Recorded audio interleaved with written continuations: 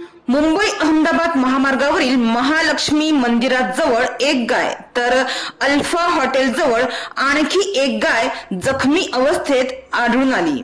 या घटनेची माहिती मिळताच गोरक्षक बाबू सिंग आणि इतर गोरक्षक हे तात्काळ घटनास्थळी दाखल झाले।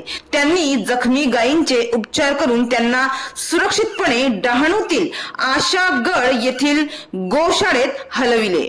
गोरक्षकांच्या या तत्परतेचे नागरिकांकडून कौतुक करण्यात येत आहे, तर स्थानिक नागरिक व प्राणीप्रेमींनी गोरक्षकांच्या या सेवाभावाचे मनापासून कौतुक केलं आहे। काल शुक्रवारी 22 ऑगस्ट रोजी या दोन्ही गायींना डहाणूतील आशागड येथील गोशाळेत हलवण्यात आले आहे।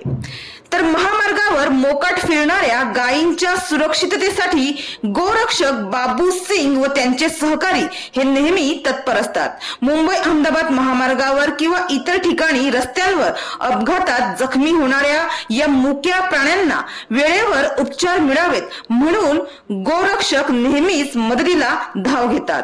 यामुळे या मुक्या प्राण्यांचे प्राण वाचण्यास मदत होत असून त्यांना मोठा दिलासा मिळत आहे।